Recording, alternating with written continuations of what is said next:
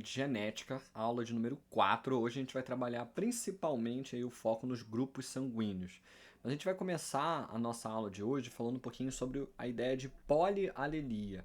O que é a polialelia? É quando a gente tem um gene que vai ter múltiplos alelos, ou seja, a gente está trabalhando a ideia de mais de 2 alelos. Óbvio que múltiplos, em tese tem 2, já seria a polialelia, mas a gente vai falar a partir de 3 alelos. O exemplo mais clássico de polialelia seria o sistema BO para o tipo sanguíneo, mas acaba que a gente já vai trabalhar sobre ele, então eu quero, na verdade, contextualizar essa ideia de polialelia com outro exemplo famoso, que é de pelagem de coelho. O coelho ele pode ser selvagem, aquele mais acinzentadozinho, bonitinho. Ele pode ser chinchila, que ele é um pouco mais amarronzado. Ele pode ser Himalaia, que é quando ele tem a pelagem preta, mas principalmente nas extremidades, e a meiozinho dele é todo branco. E tem o albino, que é todo branco. Como funciona cada uma dessas pelagens? Cada cor é codificada por um alelo de um mesmo gene, que é o gene C. Só que a gente tem 4 alelos aqui: o Czão, o Czão CH, o Czão H e o Czinho. Mostrando pra gente que a gente tem múltiplos alelos dominantes. Já trabalhou a ideia de codominância lá atrás na aula 1, mas aqui a gente vai focar na ideia de que não existe codominância nesse caso, existe sim uma escala de dominância. Toda vez que a gente tiver múltiplos alelos, ou a gente vai ter exemplos de codominância, ou a gente vai ter exemplos aí de escala de dominância. Um domina mais do que o outro. E como é que funciona nesse caso? O gene Czão, ele é o mais dominante de todos, ou seja, independente com quem ele está apareado, ele vai acabar dominando. Então, seja ele um Czão, Czão C, CH, Czão CH ou Czão Czinho, sempre será selvagem. Agora, quando o CCH aparece, aqui junto do Czão, ele vai formar um indivíduo selvagem. Mas se ele estiver junto de outro alelo, ele vai formar um indivíduo chinchila. Mostrando que o chinchila é o segundo alelo mais dominante. Ou seja, ele pode ser homozigoto, ele pode estar acompanhado do CH ou do Czinho. O Himalaia aqui é o terceiro em escala de dominância, ele apenas domina sobre o Czinho, enquanto que o albino é o recessivo mesmo, é aquele que não vai dominar sobre nenhum outro alelo e precisa de outro Czinho para manifestar a característica albina, tá? Obviamente a maioria dos coelhinhos são brancos porque a gente acaba tendo eles como mais famosos e hoje em dia, se você vai no pet shop da vida, você vai encontrar muitos deles porque uma vez que eles se reproduzem entre si, só vai passar Czinho. Então por isso que a gente consegue manter essa característica do albino. Agora, dependendo do pet shop, você já consegue até encontrar outros. Mas espero que tenha dado para entender um pouquinho mais de como é que funciona essa polialelia. No caso de grupos sanguíneos, é importante que a gente saiba que grupo sanguíneo depende da proteína de membrana que está na sua hemácia. E a gente tem várias proteínas de membrana diferentes, tá? Inclusive algumas a gente não vai estudar e outras a gente vai estudar, porque depende muito da questão da rejeição. Ou seja, se o sistema ali, essa proteína, não gera nenhum tipo de rejeição por parte de outros seres vivos, a gente não vai estudar porque não faz diferença para o nosso cotidiano. Tá? Agora, o sistema BO foi o primeiro sistema descoberto onde a gente observava uma rejeição caso desse o sangue de uma pessoa para outra. E aí, por isso, a gente começou a estudar muito fortemente. Tá? O nome dessas proteínas de membrana que a gente vai dar seriam antígenos ou aglutinogênios. Tá bom? Agora, em relação ao sistema BO, que é o sistema mais famoso, a gente tem uma herança codominante polialélica, ou seja, eu tenho uma codominância, mas eu tenho uma polialelia, eu tenho 3 alelos. Eu tenho o Izão A, o Izão B e o Izinho. Entre Izão A e Izão B não há um mais dominante do que o outro. Quando os dois estão juntos, ou seja, o heterozigoto, Izão A e Izão B, os dois vão manifestar a característica. Agora, ambos, tanto o Izão A quanto o Izão B, são mais dominantes do que o Izinho. Por isso que a gente vai usar o Zinho aqui para mostrar que ele é recessivo. Ou seja, o indivíduo Izão A Izinho, ele vai apenas manifestar a característica do A, e o Izão B Izinho também só vai manifestar a característica do B. O Izinho, na verdade, é a ausência de manifestação. E até sendo bem claro, o que esses alelos codificam? O alelo Izão A vai levar à formação de um aglutinogênio, uma proteína de membrana do tipo A. O Izão B leva à formação de uma proteína chamada de B, e o Izinho ele vai levar à ausência da formação de qualquer uma das proteínas. Ou seja, se o indivíduo é apenas Izinho, ele não vai ter produção de proteínas. A gente conhece ele como O.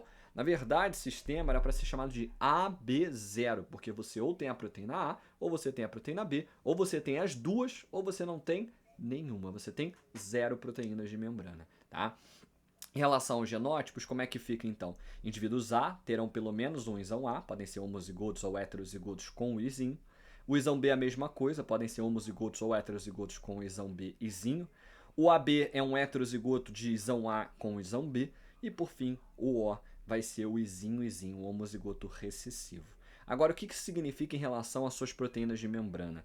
É basicamente o nome do tipo sanguíneo já aponta qual é o tipo de proteína que você tem. Se você é do tipo A, você tem A. Se você é do B, você tem B. Se você é AB, você tem A e B. Cuidado, tem gente que fala, proteína AB. Não, não existe isso. São duas proteínas separadamente.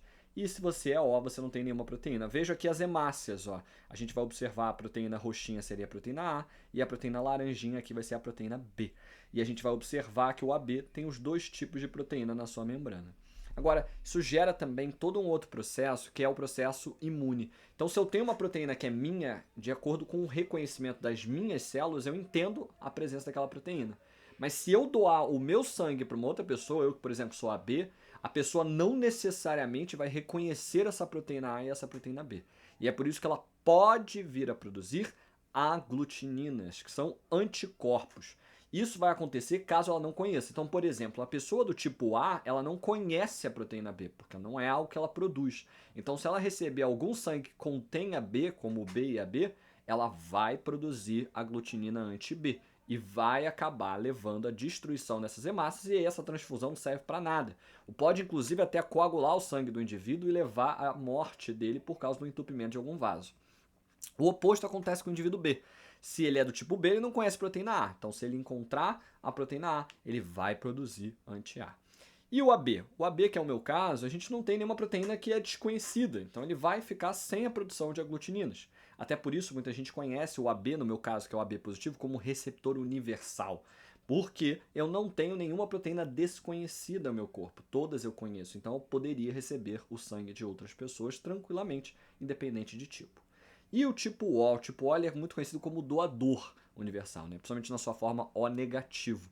Por quê? Ele não tem nenhuma proteína, ou seja, ele não deve gerar nenhum tipo de rejeição. Porque uma pessoa B que recebe o sangue O, ela não está recebendo nenhuma proteína estranha, por mais que não seja exatamente o mesmo tipo. Porém, o problema para a pessoa O é o seguinte: se ela não tem nenhuma proteína, ela não conhece nenhuma proteína. Então, qualquer outro sangue que ela venha receber, ela vai acabar destruindo com a produção de anticorpos anti-A e anti-B. Na relação do sistema de doação, a gente fica com esse padrão aqui. O O, por não ter nenhum tipo de aglutinogênio, não gera rejeição, então pode doar para os três. O AB, por não ter nenhum tipo de novidade, ele já conhece as duas proteínas, ele pode receber de todos os três. E o A e o B, ele recebe do O e doa para o AB. Agora, repara que tudo aqui em vermelho é em pequenas dosagens. A gente estima aí um copo, 300 ml, é o limite do que se pode receber, porque existem outras proteínas que podem levar à rejeição. Fora que o corpo ele também reconhece a presença das suas próprias proteínas. Então, por exemplo, se eu sou AB, o meu corpo reconhece que a minha hemácia tem proteína A e tem proteína B. Se eu recebo um sangue tipo O, o meu corpo pode detectar que aquela hemácia não é normal, porque está faltando alguma coisa no seu sistema de reconhecimento. Até por isso, quando a gente tem maiores quantidades do que 300 ml, que é uma bolsa de sangue, a gente vai apelar para o próprio tipo sanguíneo do indivíduo. Então, eu que sou AB, só vou receber de outros ABs. Eu digo isso porque as pessoas falam que os ABs têm muita sorte, porque eles podem receber outros sangues. Mas isso não é muito bem verdade, não. Por quê? A gente tem que entender que essa concentração de proteínas, ela vai ser detectada. Então, por isso, o ideal é que eu receba outra hemácia semelhante à minha. Porém, é muito importante seja dito que pessoas AB são as pessoas mais raras no Brasil e no planeta. Tá? Então, por isso, por mais que eu possa receber em baixa quantidade de outros sangues, do meu sangue mesmo, que é quando eu preciso bastante, tem pouca gente aí disponível para isso, o que é bem chato. Agora, não é só o sistema ABO que gera rejeição. A gente também descobriu o sistema RH. Descobriu, na verdade, estudando primatas. Tem um macaco chamado de macaco rhesus, que tem o mesmo tipagem, basicamente, sanguínea que nem a gente, nós seres humanos. E aí, por isso, virou o sistema RH. Rhesus começava com RH. E aí eles perceberam que a gente precisava também desse controle. Agora, o sistema RH é mais simples do ponto de vista da genética, porque eles têm um sistema de herança de dominância completa. Se você tem um Dzão, você vai produzir a proteína RH tipo D. Se você não tem o Dzão, você só tem Dzinho, você não vai produzir a proteína RH do tipo D. Então, a gente tem basicamente só dois tipos aqui em relação ao sistema RH. Ou RH positivo ou RH negativo. O D aqui vai ser usado porque tem várias proteínas do sistema RH, mas só a do tipo D é que gera essa diferenciação. Ou seja, a pessoa que é RH negativa não é que ela não tem RH, ela não tem RH do tipo D. A gente acaba popularizando falando que ela não tem RH, mas a verdade é que não é bem assim, tá? Existem sim pessoas no mundo que não têm nenhuma proteína do sistema RH. Elas costumam ser chamadas de pessoas de sangue dourado. Não porque é dourado, mas sim porque é muito raro, tá? Essas pessoas, em geral, precisam estar em contato com outras pessoas com esse mesmo tipo de fenótipo, porque elas podem vir a precisar de sangue dessas pessoas especificamente. É bem complicado. Agora, não ter a proteína RH tipo D, essa já é mais comum aqui no Brasil, tá? Muita gente é RH negativo. Agora a gente vai pensar na mesma ideia. Se eu tenho o aglutinogênio fator RH tipo D, significa dizer que eu já conheço essa proteína. Então não tem por que eu produzir nenhum tipo de anticorpo contra ela. Agora, se eu não tenho a proteína, eu não a conheço, então caso eu venha entrar em contato com alguém que tem essa proteína, com o sangue de alguém que tem essa proteína, a tendência natural é que eu vá produzir anticorpos. Até por isso, pessoas negativas não podem receber de sangue de pessoas positivas. Agora, nada impede que um negativo doe para o positivo, no sentido que, novamente, não vai gerar nenhum tipo de novidade, então não gera nenhum tipo de alerta do sistema imune.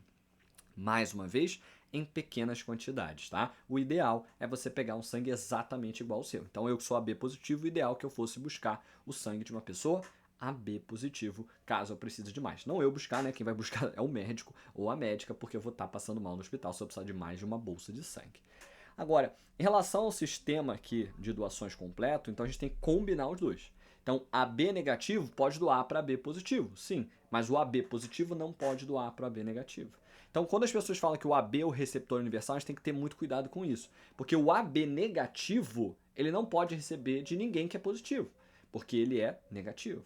Então, ele não é um receptor universal. O receptor universal de verdade é o AB positivo, porque ele conhece as 3 proteínas. Então, nada é novidade, ele não vai gerar nenhum tipo de resposta imune. E quem é o doador universal? É o O negativo. Porque o O positivo não pode ser chamado assim, uma vez que a gente não vai poder ver o O positivo doando para ninguém que é negativo. O O negativo, por outro lado, esse sim pode doar para todos, porque ele não tem proteína A, não tem proteína B e não tem proteína RH tipo D. Então ele não tem nenhuma proteína conhecida e por isso, tranquilamente, ele pode passar por esse sistema de doações, tá? Muito importante que vocês conheçam esse sistema, tá? Porque acaba que muita gente cobra isso em vestibular, uma vez que é algo curioso, interessante do nosso cotidiano. Mas vai dizer que isso é uma coisa de humanos, tá? Existem outros animais que têm também sistemas aí sanguíneos, mas são diferentes do nosso. É o caso de cachorro, é bem mais complexo até do que o nosso. Tem mais tipos sanguíneos diferentes comparado ao nosso sistema. Agora, a gente tem que entender um outro ponto que já foi muito presente em vestibular, que é a eritroblastose fetal, também conhecida como doença hemolítica do recém-nascido. Particularmente eu não sei mais porque a gente estuda isso em vestibular. O pessoal gosta de cobrar, mas hoje quase ninguém passa mais por esse problema porque já é muito conhecido. Talvez até por isso a escola mantenha falando, para que mantenha se conhecido, mas os médicos conhecem muito bem e evitam esse tipo de problema. Como é que funciona a eritroblastose fetal ou doença hemolítica do recém-nascido? Vamos avaliar esse nome, fetal e recém-nascido. A gente está falando de um indivíduo aí que era feto e que nasce, e o problema vai acontecer nesse tempo. Doença hemolítica ou eritroblastose, eu estou falando de eritrócitos, hemácias. Então o problema está nas hemácias aqui, está afetando o sangue desse indivíduo. Essa doença ocorre em mulheres que são RH do tipo negativo e elas têm filhos que são RH positivo. Agora, por que isso pode acontecer? Porque uma doença pode ser causada só por uma incompatibilidade de tipo sanguíneo. Se a mãe é RH negativa, ela não conhece proteína RH do tipo D. Quando ela tem um filho positivo, o sangue do filho possui essa proteína. E como ela desconhece, ela pode produzir anticorpos contra essa proteína e esse tipo de hemácia. Isso dificilmente vai acontecer no primeiro filho, porque no primeiro filho, para que vocês tenham uma ideia, a placenta ela não compartilha hemácia, ou seja, as hemácias não passam de um lado para o outro. Então não vai haver mistura de sangue nesse momento. Mas durante o parto as coisas ficam muito complexas e o atrito pode fazer com que haja vazamento de sangue de um lado para o outro. E caso parte das hemácias do filho, que são positivas, cheguem no corpo da mãe, a mãe vai entender que aquelas hemácias não fazem parte do corpo dela e vão destruir.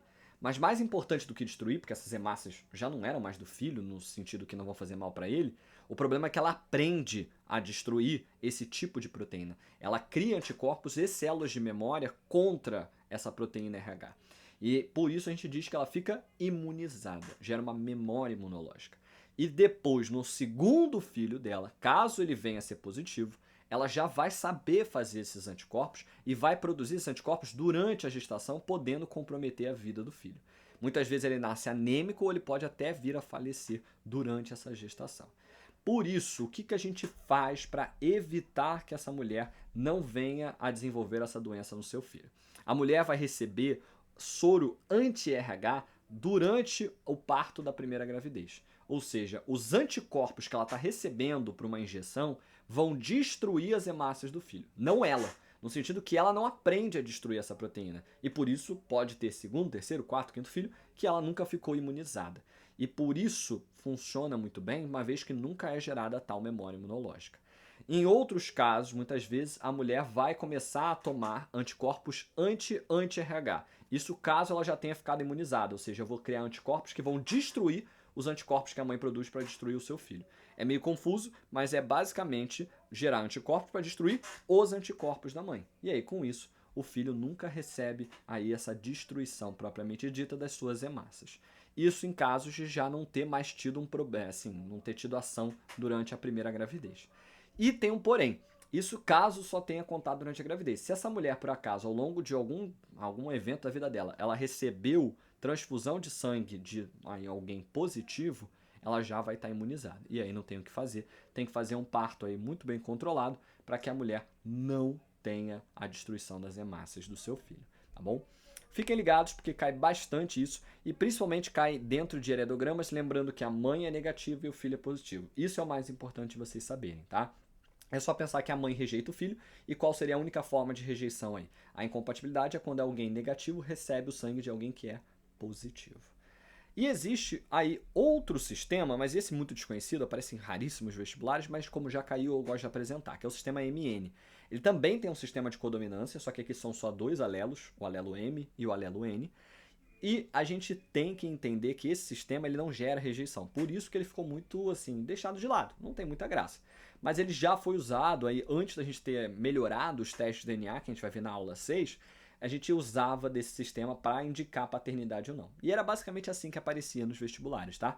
Se o indivíduo é MM, é porque ele tem dois alelos M. Se ele é NN, ele tem dois alelos N. E se ele é MN, ele vai ter aí um heterozigoto, um alelo M e um alelo N, tá bom? Aqui eu deixo claro a questão do sangue dourado, tá? Também chamado de RH nulo, lembrar. No caso de RH negativo, é só não ter o tipo D. RH nulo ou sangue dourado é quando a pessoa não tem nenhum tipo de sangue RH, tá? Agora, outra coisa que cai bastante em relação à tipagem sanguínea é a questão da tipagem a partir do nosso sangue nos hospitais para descobrir o nosso tipo sanguíneo. Como é que funciona isso? Basicamente, lá no hospital eles vão ter uma placa que tem 3 pocinhos nos quais eles já têm a presença de anticorpos anti-A, anti-B e anti-RH. A ordem pode variar, tá? É importante você sempre ter atenção à leitura na legenda. Então repara que quem está colocando esses anticorpos não é um indivíduo, tá? Eu não estou buscando anticorpos. Eu estou colocando os anticorpos lá. Eu criei em laboratório e coloquei aqui. Por que isso é muito importante? A gente vai ter aqui 2 possíveis respostas. Ou o sangue vai aglutinar, significa que esse anticorpo encontrou a proteína, então ele reage, e aí o sangue fica todo fragmentado, como vocês estão vendo aqui, aqui, aqui e aqui. Ou esse anticorpo não encontra nada e o sangue fica normal, e aí você vai ver que o sangue fica lá, lisinho, líquidozinho, bonitinho, como está aqui, aqui, nesses 3, nesses 2 e nesse aqui embaixo. Mostrando pra gente que não houve reação, tá? Agora, como assim há reação, não há reação? Se nesse caso aqui eu não estou tendo reação no primeiro poço, significa dizer que o anticorpo anti-A que o laboratório colocou não encontrou a proteína A desse indivíduo. Logo, ele não tem A. Mas repare que aqui aglutinou para o anti-B. Significa dizer então que este anti-B que o laboratório colocou encontrou uma proteína B no sangue do indivíduo, mostrando que ele tem a proteína B. Se ele não tem A, mas tem B, significa que ele é do tipo sanguíneo B. E para o RH, não houve reação. Se não houve reação, significa dizer que ele não tem RH e por isso ele é do tipo B negativo. Vamos pegar um outro aqui. A gente está vendo esse aqui, não houve reação para os 2 primeiros postos, ou seja, não houve encontro de proteína A nem de proteína B. E com isso, esse indivíduo é do tipo O. Mas houve reação no RH, mostrando que esse indivíduo tem a proteína RH do tipo D e com isso ela vai ser O positiva.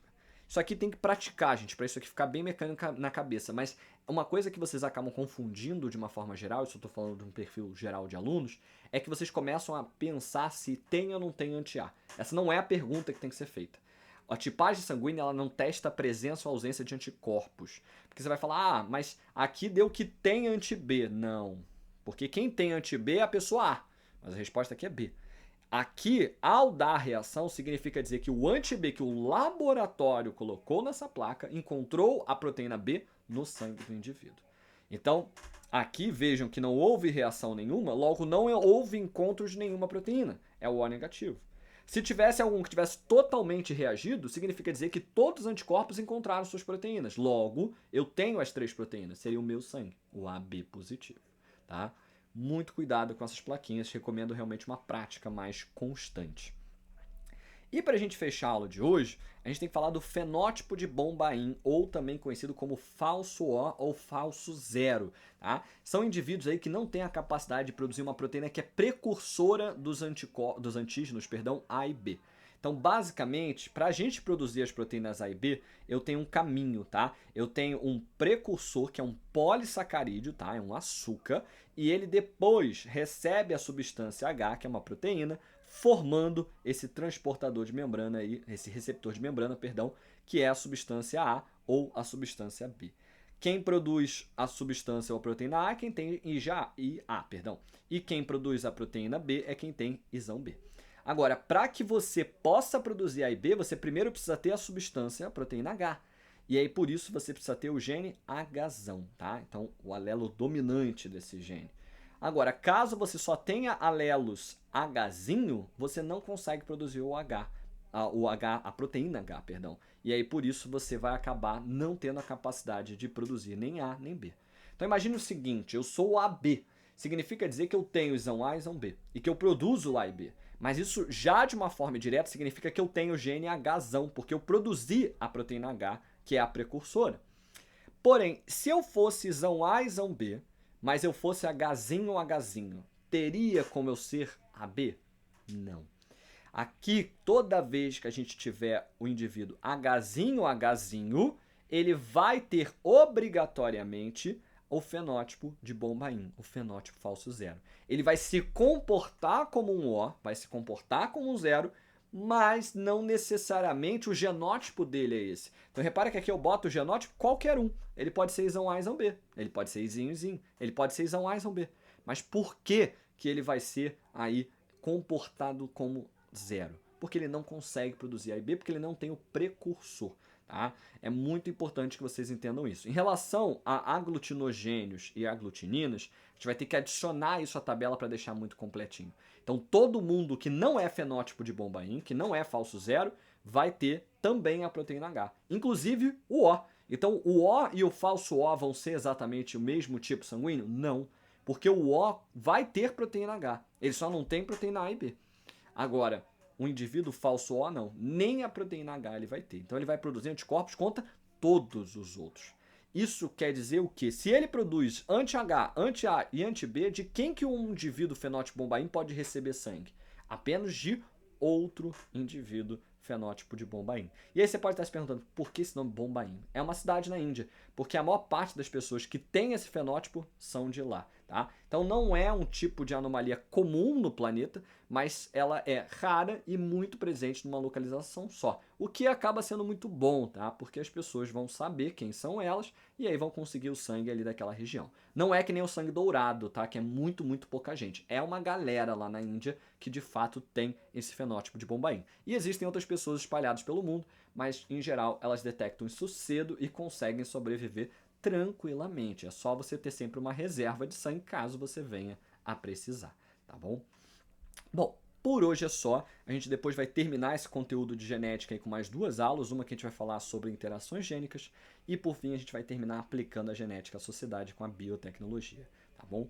Por hoje é só, a gente fica por aí e a gente se encontra numa próxima. Até já e valeu!